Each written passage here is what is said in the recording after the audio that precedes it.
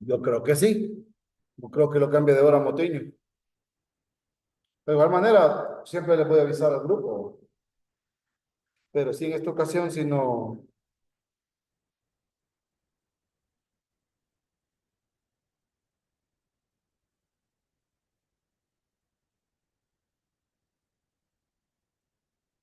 Sí, porque no ha avisado nada todavía. Bueno, resolvieron este.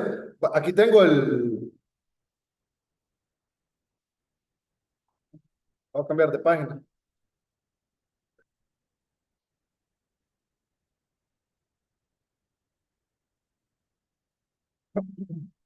Entonces, vamos a resolver esto de aquí. Entonces, lo primero que tenemos nosotros que buscar es, bueno, la manera en cómo mezclamos las funciones, las expresiones, perdón, para resolver para A y para B. Entonces, fíjense, voy a tomar la segunda ecuación, la número 2, y voy a multiplicar 3 menos B por 4B menos 4 igual. Aquí tengo menos 1 menos A más 1. Uy, ¿qué pasó ahí?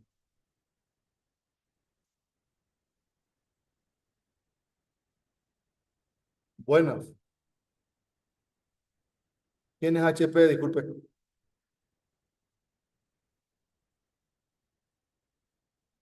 Ah, Dilcia. Cheque, Dilcia. A sacarla iba. Pero ya se cambió su nombre, así que cheque. Estamos bien.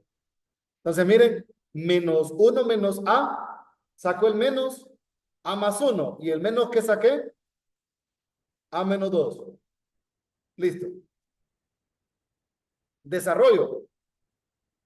Lado izquierdo me queda 12B menos 12 menos 4B cuadrado menos 4B. No, más 4B. Cheque. Lado derecho. A cuadrado menos 2A más A menos 2. ¿Sí? Tenemos menos 4B cuadrado más 16B menos 12 igual A cuadrado menos A menos 2. ¿Sí? Entonces, esta es la ecuación 3 ahora. O realmente es la misma 2.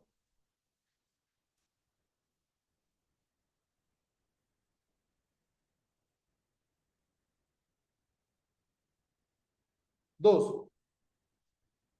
Entonces,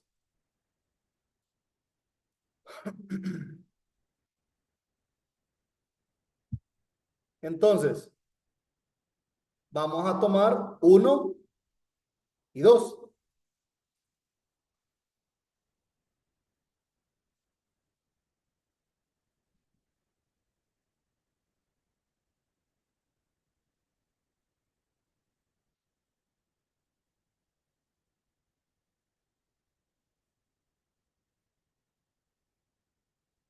Si observan, puedo venir y tomar eh, A cuadrado más 4B cuadrado de cualquiera de las dos y reemplazarla en la otra.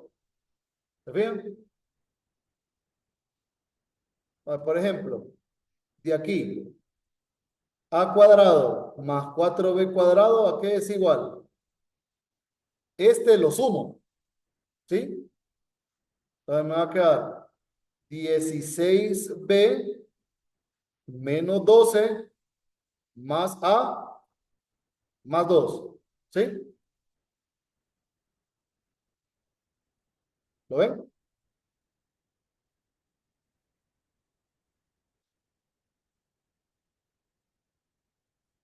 ¿Estamos? Lo único es, estos dos, el menos A y menos 2 lo sumo. Entonces me queda A más 2.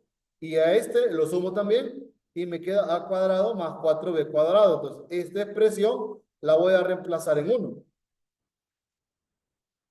¿Qué tendríamos? Tendríamos 16b menos 12 más a más 2 menos 4a menos 8b más 3 igual a 0. Y acá, simplifiquemos esto. 16b menos 8b, 8b. A menos 4a menos 3a. Y las constantes sería menos 12 más 2 más 3. ¿Cuánto es? ¿Menos cuánto? Menos 7. ¿Sí? Y ahora tenemos nosotros que 8b menos 3a es igual a 7. Ahí tenemos una relación de b con a. ¿Qué hacemos con esta ahora?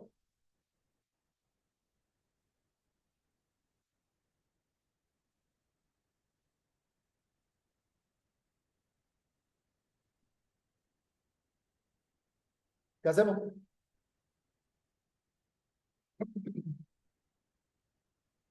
Vamos a reemplazarla en cualquiera de las dos. Vamos a tomar aquí en este.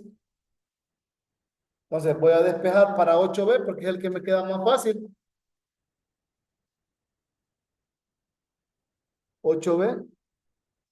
Y esto va a ser igual a 3a más 7. Entonces, vamos a tener a cuadrado más 4. B es 3a más 7 entre 8 al cuadrado menos 4a y menos 3a menos 7 más 3 igual a 0. ¿Está bien? Hacemos el álgebra. A cuadrado más, aquí tengo 64, 4 entre 64. ¿Cuánto da eso? 16 acá. 9 a cuadrado más 14 por 3 son 42. ¿No? A más 49 menos 7a menos 4 igual a 0. ¿Sí? Y ahora voy a multiplicar todo por 16. 16 a cuadrado, 9 a cuadrado, 42a, 49, menos 7 por 16, ¿cuánto es? ¿Cuánto?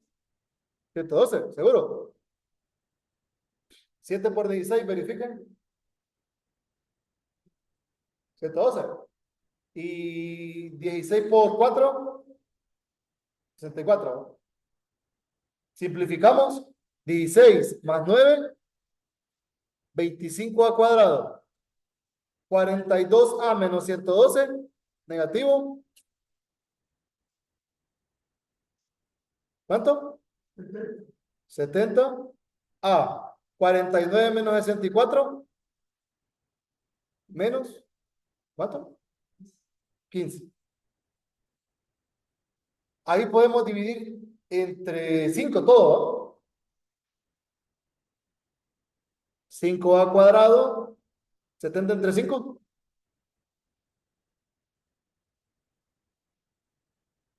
Resuelvan esa ecuación.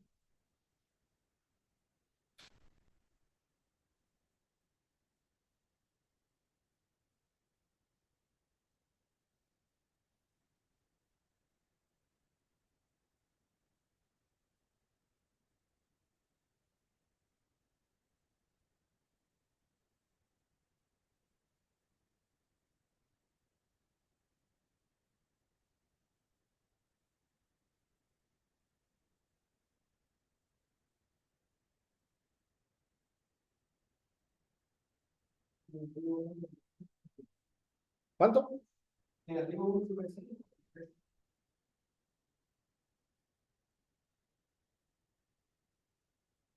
¿De qué? Miren, dos valores para A. Si tenemos dos valores para A, ya sabemos que hay dos valores para B también, ¿verdad? Porque el valor de B lo tenemos de acá. Entonces recordemos, A igual a menos un quinto, A igual a 3 genera B. ¿Cuánto sería? Recuerden, B es 3A más 7 entre 8. Lo voy a encerrar y lo voy a llevar para abajo para que me ayuden a calcularlo. Aquí. ¿Cuánto vale B?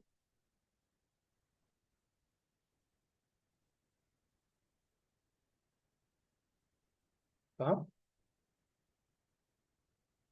Calculo. En el primero, 4 quintos. Y en el segundo.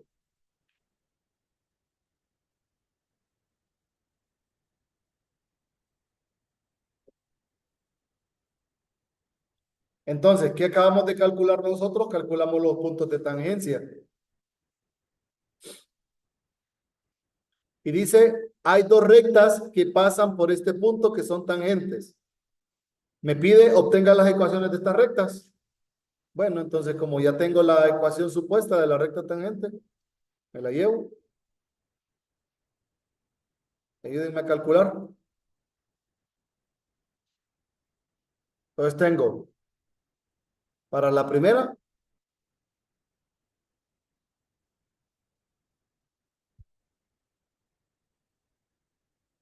esta es la recta tangente. La voy a dejar aquí abajo, pero la voy a quitar, ¿verdad?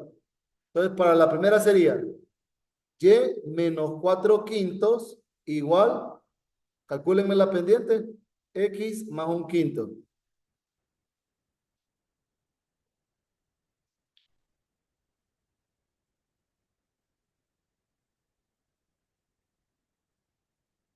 ¿Cuánto vale? Y menos 2 igual x menos 3. Y la otra pendiente también. Negativo, 11 sobre 4. ¿Y la otra?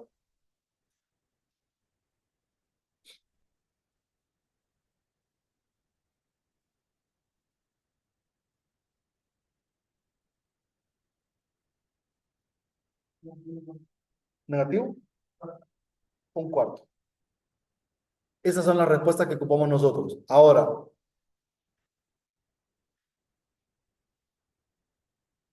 ¿cómo verificamos nuestra respuesta?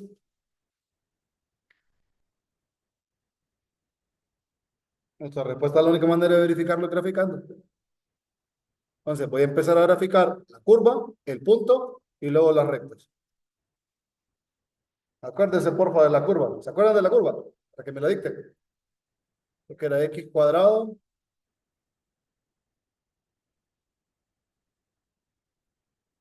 más 4y cuadrado menos 4. Acuérdense, porfa. Menos 4y cuadrado menos 4x. Más 4y cuadrado menos 4x. ¿Más qué? Ni bola, me pararon. Yo que era 8y. Ayúdeme a ver. Menos 8y más 3 igual a 0. Menos 8y más 3 igual a 0. Menos 8y más 3 igual a 0. Está, una elipse descentrada. El punto, ¿qué punto era? Ah, tampoco. Menos 1, 3.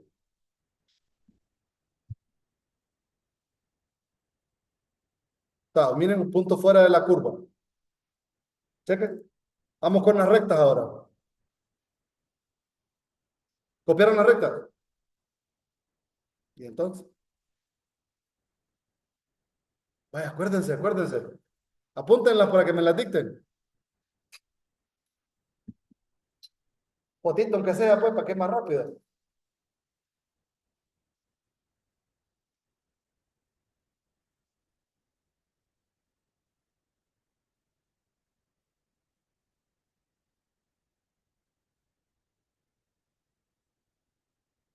Ya. Pero tómele foto a toda la, desde A a B y todo eso. O sea, toda esa parte de aquí, tómele foto. Desde acá, ¿eh? Todo esto. Porque también vamos a dejar graficado el punto. Ya. Bueno, ahora sí. Entonces tenemos el punto menos un quinto, cuatro quintos, po. Menos un quinto, coma, cuatro quintos. Este punto debe estar en la curva, ¿lo ven? A marcarlo. El otro punto que debe estar en la curva es 3,2. Ahí está. Otro punto sobre la curva. ¿Estamos bien? Vamos ahora con la recta que está o que pasa por el punto menos un quinto, cuatro quintos. ¿Quién es? Y menos cuatro quintos igual menos 11 cuartos x más un quinto. Está la primera, miren, pasa por el punto y pasa por y la otra recta. Y menos 2 igual.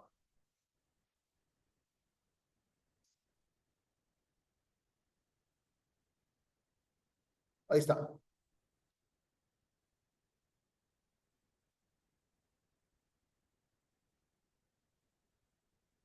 Interesante, ¿va?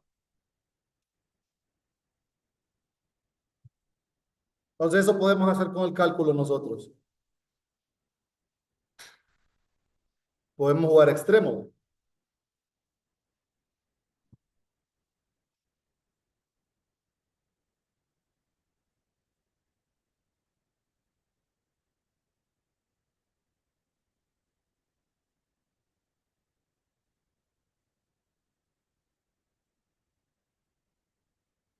¿Alguna pregunta?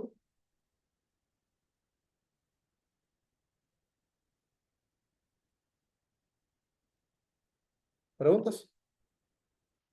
¿No? En caso de que fueran rectas secantes, sería infinita, ¿verdad? Sí, pero no nos piden rectas secantes. Nos pueden pedir rectas normales. Con las normales pasan por el mismo punto, lo único que la pendiente cambia. En el caso, la recta normal para esta tangente sería 4 entre 11, la pendiente. Y para esta, 4. Y el mismo punto. Entonces, las rectas las verían aquí, normales, normales. ¿Estamos? Listo. ¿Está bien? ¿Sí? Bueno, vamos a calcular esta derivada para meternos en la teoría de trazado de curvas. Y es lo último del parcial.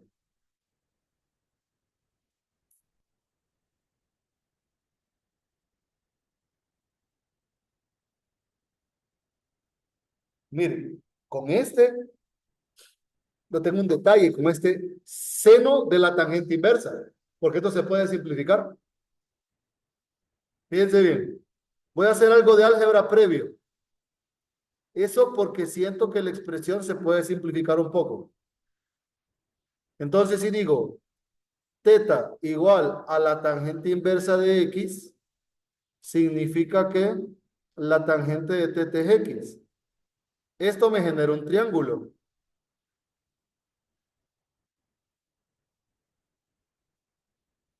Este triángulo tiene opuesto x, adyacente 1, y esto es x cuadrado más 1. ¿Sí? Entonces, el seno de teta, ¿qué es igual?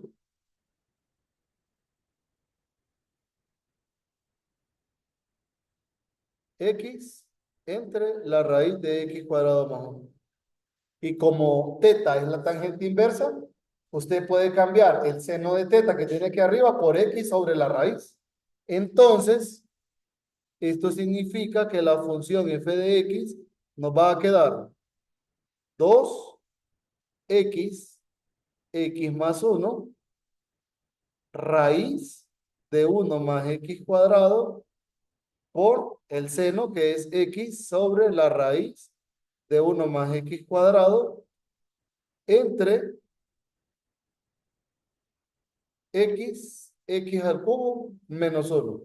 Simplifiquemos. Este y este se van.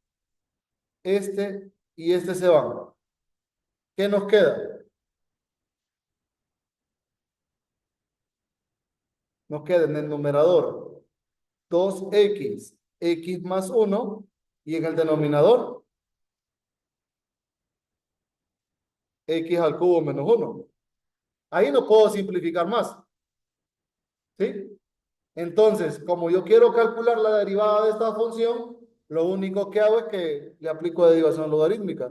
Logaritmo natural de f es logaritmo natural de 2 más logaritmo natural de x más logaritmo natural de x más 1 menos logaritmo natural de x al cubo menos 1.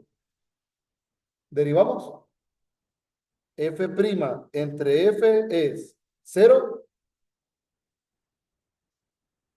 1 entre x, 1 entre x más 1, menos 3x cuadrado entre x al cubo menos 1. Y separamos. F' de x nos va a quedar 2x por x más 1 entre x al cubo menos 1 por 1 sobre x más 1 sobre x más 1 menos, ahí. Y esa es la derivada. ¿Sabe? Ahí pues digo que no vale la pena sumar lo del lado derecho. Quizá podría simplificarse, no sé. Pero ahí sería, o sea, ya ahí para mí ya derivó usted. Simplificar o no simplificar eso, pues solo es si a usted le sobra tiempo y quiere matarlo en algo, simplifíquelo. Pero no se va a equivocar. Pero ahí está derivado. Las derivadas las pueden verificar. O sea, hay una página o con un calculador de derivadas, con símbolo, con la calculadora mágica que antes te cipote.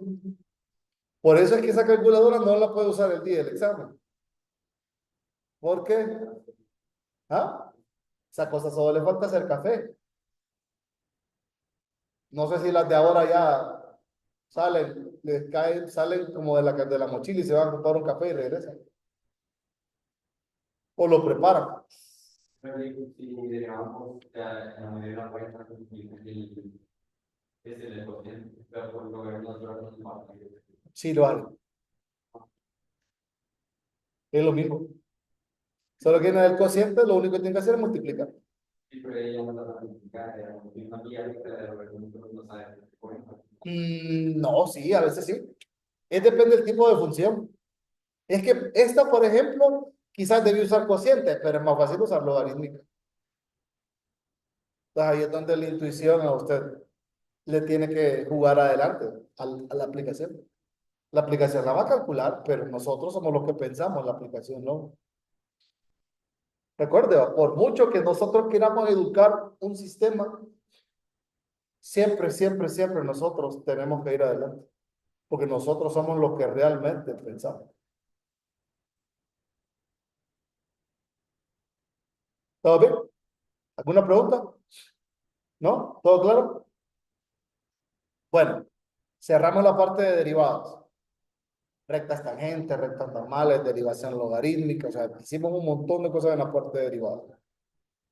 Ahora comenzamos con la primera aplicación de derivadas y el resto queda para el segundo, para el tercer y último parcial.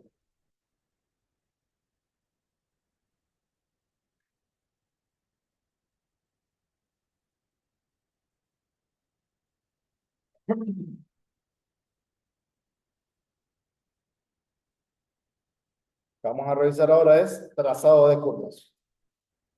Miren, en trazado de curvas hay una parte que es un tantito aburrida porque lleva un montón de teoría, pero aquí la tengo resumida. Primero, definimos dos valores.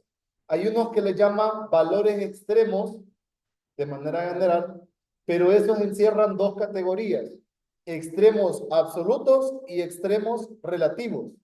A los absolutos también le llaman globales. A los relativos les dicen locales. ¿Chequen? Entonces, sea f una función con dominio de f tiene un valor máximo absoluto sobre d, dominio, en un punto C, si f de c es mayor que o igual a f de x para todo x en el dominio.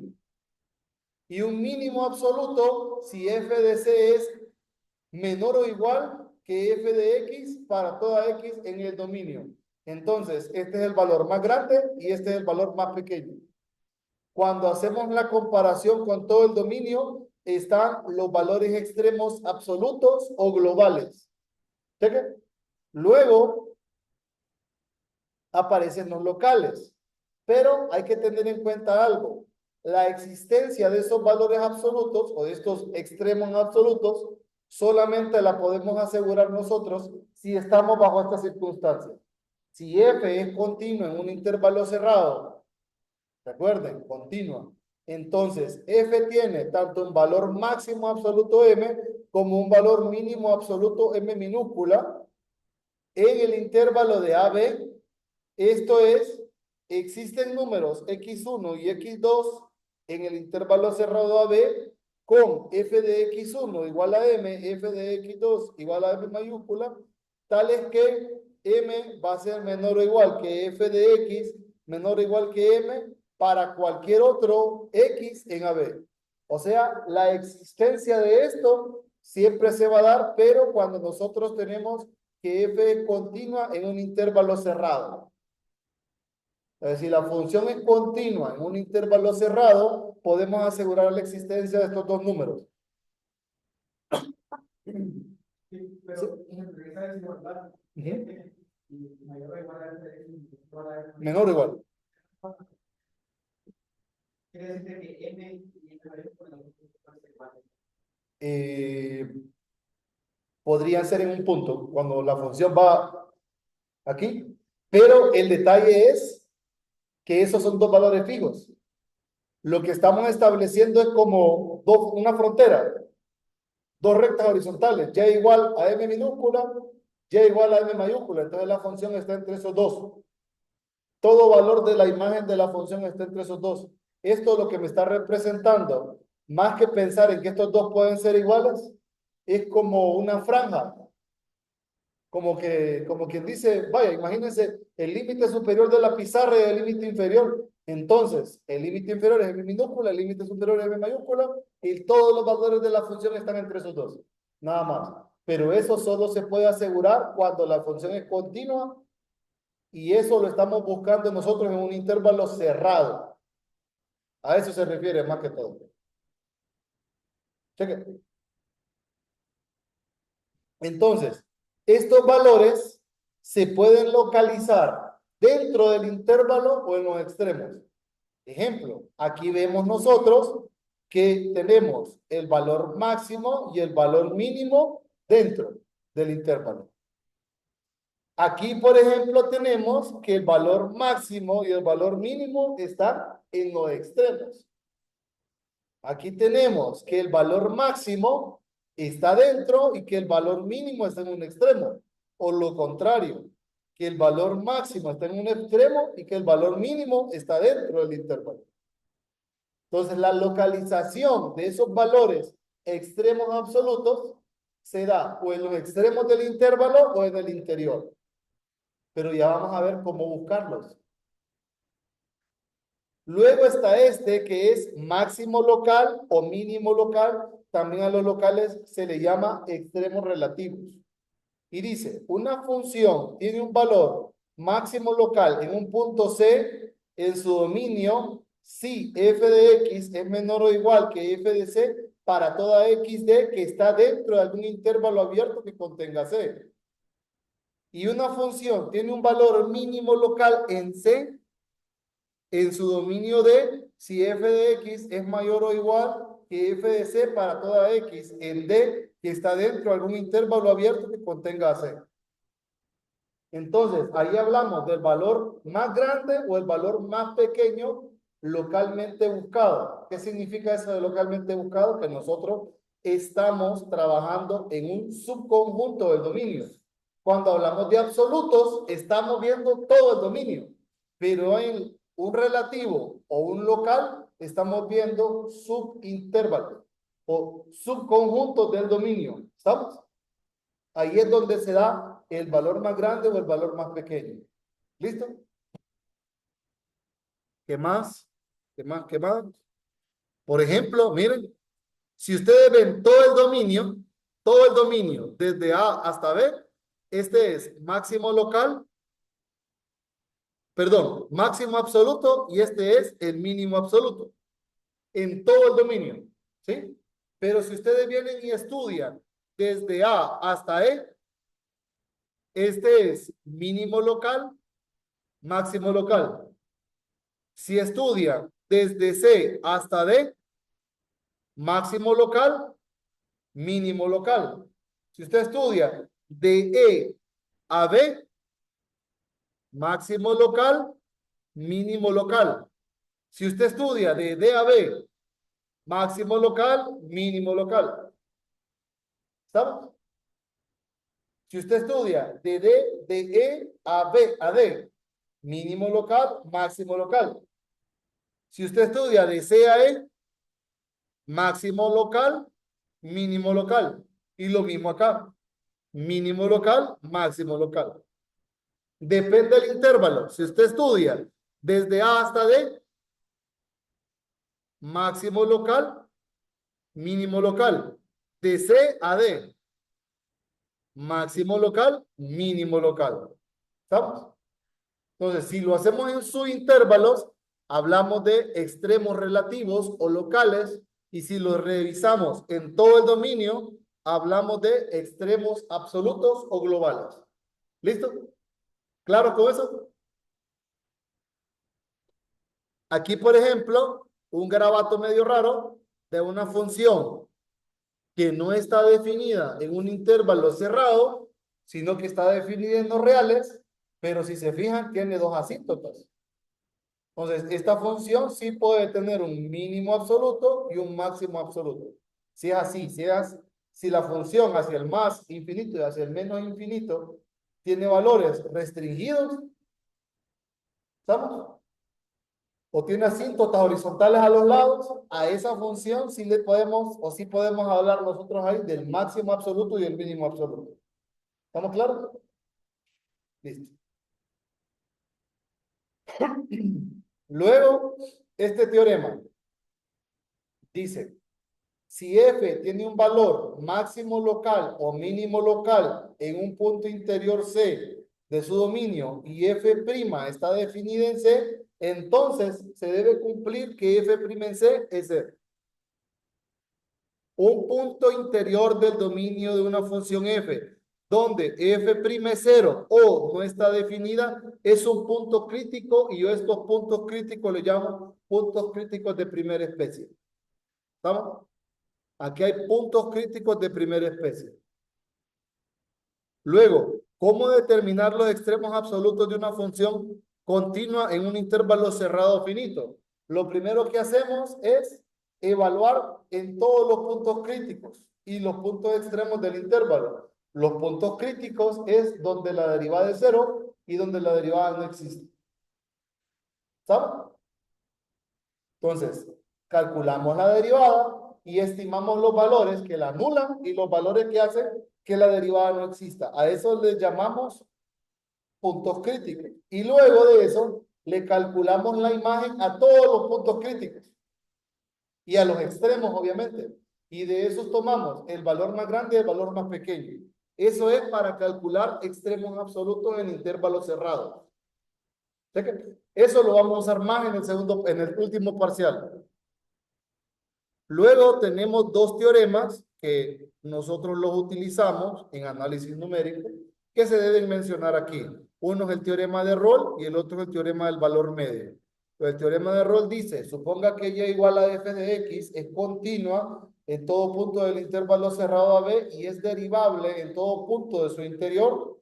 Si las imágenes son iguales en los extremos, entonces existe al menos un número C en AB en el que f' de C es igual a 0. Geométricamente hablando, creo que está aquí. Si los extremos son iguales, miren, entonces va a existir al menos un valor C tal que la derivada en ese valor C sea 0. O sea que va a tener un extremo, ya sea local o global. No importa si es máximo o mínimo, pero va a tener un extremo ahí. Cheque. ¿Sí?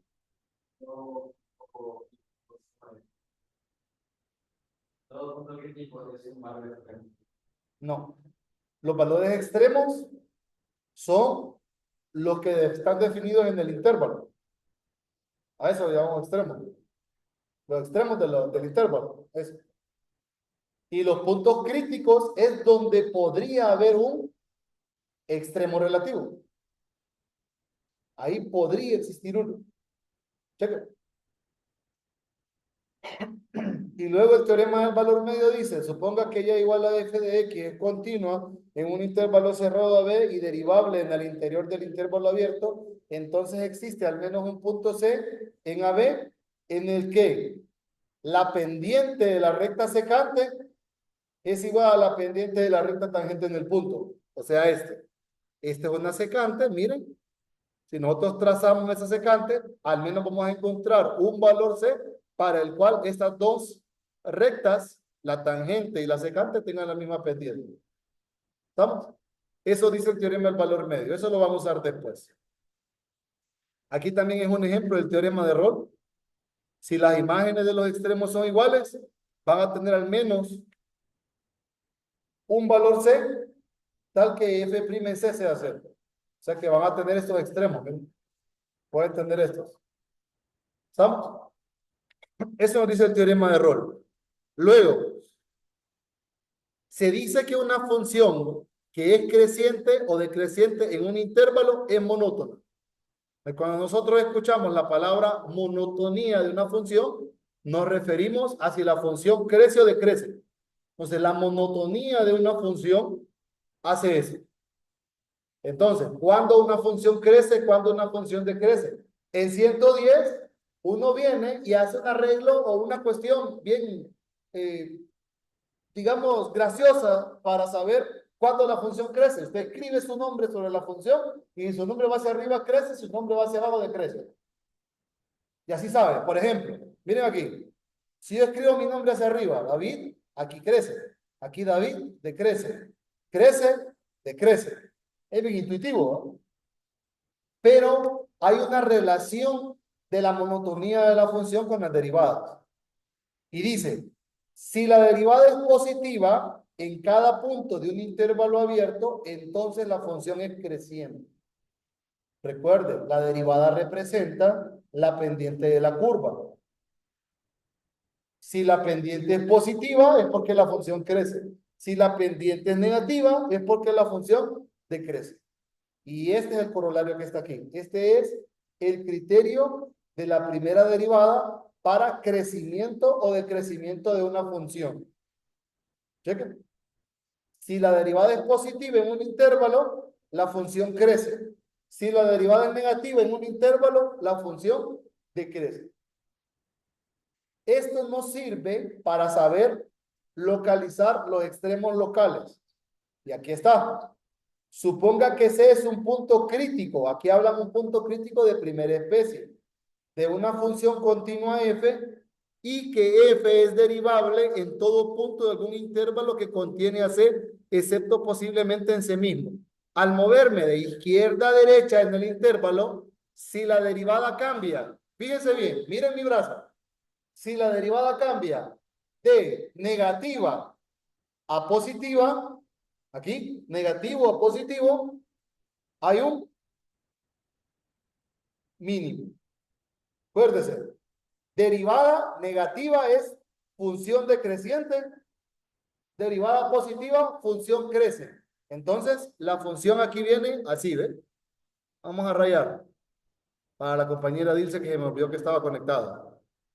De negativa a positiva, negativa a positiva, hay un mínimo. Luego, positiva a negativa, hay un máximo. Si F' no cambia de signo, o sea, positiva a ambos lados o negativa a ambos lados, entonces F no tiene un extremo ahí. ¿Qué función hace eso? La X al cubo. Si usted deriva, tiene 3x cuadrado. 3x cuadrado, antes de 0 y después de 0, positiva. Ahí solo es que la función crece completamente, pero no hay un cambio de signo, es positivo, positiva. Si tuviéramos menos 3, menos x al cubo, es decreciente.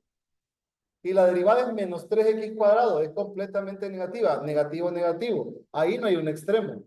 Solo hay como ese cambio de concavidad que ya lo vamos a revisar. ¿Estamos? Entonces, miren. Derivada positiva, positiva. Miren, no hay extremo. Positivo, negativo, máximo. Negativo y de ahí positivo, mínimo. Positivo, fíjense bien, positivo acá y aquí negativo, aquí hay un máximo, pero no hay derivada, porque este es un pico. Luego, negativo, negativo, función decreciente y aquí no hay extremo. ¿Saben? Y estos son mínimo local, mínimo absoluto, máximo absoluto. Chequen. Luego viene la parte de la concavidad. La concavidad asocia el crecimiento o decrecimiento de la primera derivada. Dice, la gráfica de una función y igual a f de x es cóncava hacia arriba en un intervalo y si f' es creciente. Si f' crece, significa que la segunda derivada es positiva. Si f' decrece, significa que la segunda derivada es negativa. Entonces, cóncava hacia arriba si la segunda derivada es positiva. Cóncava hacia abajo si la segunda derivada es negativa. Luego dice, si y igual a f de x tiene segunda derivada, podemos aplicar el coloreio 3 del teorema del valor medio a la función de la primera y concluimos que f' crece si la segunda derivada es positiva y decrece si la segunda derivada es negativa. Y eso me da el segundo criterio para determinar la concavidad de una función. Si la segunda derivada es positiva en y, entonces la función es cóncava hacia arriba, y si la segunda derivada es negativa en y, la función es cóncava hacia abajo. ¿Listo?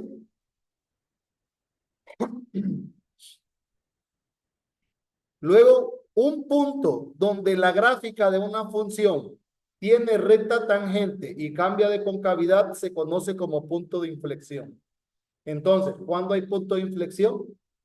Cuando hay un cambio de concavidad y en ese punto donde hay un cambio de concavidad hay una recta tangente. ¿Por qué mencionan eso de la recta tangente? Está la función 1 entre x. 1 entre x, ustedes saben que es cóncava hacia arriba para x mayores que 0. Cóncava hacia abajo para x menores que 0. Pero 0 no es punto de inflexión. ¿Por qué? Porque no hay recta tangente ahí. ¿Estamos? Entonces, en los puntos de inflexión, recuerden, debe haber recta tangente y debe haber un cambio de concavidad. Luego dice, en un punto de inflexión, C, f de C no existe o la segunda derivada es 0. Cualquiera de los dos pasa. Luego, el criterio de la segunda derivada para extremos. Fíjense bien. Esto es extremos. Esto es concavidad. Función, segunda derivada positiva, cóncava hacia arriba. Cóncava hacia arriba. Segunda derivada negativa, cóncava hacia abajo. Miren. Entonces, ¿qué sucede si f' en C es 0? O sea, hay un extremo relativo de primera especie y la segunda derivada es negativa. Entonces, como la segunda derivada es negativa, quiere decir que ahí hay un máximo local. Recuerden, segunda derivada negativa, cóncava hacia abajo.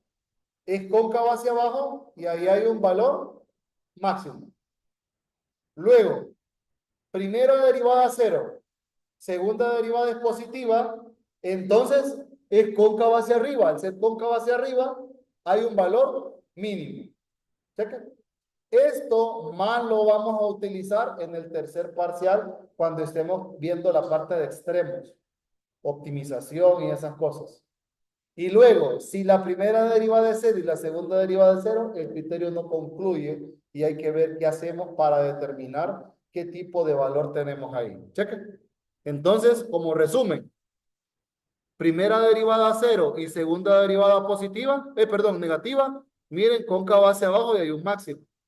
Primera derivada cero y segunda derivada positiva, cóncava hacia arriba, y aquí hay un valor mínimo. Cheque. El criterio no concluye si ahí hay cero. Y luego, estos son los pasos para graficar.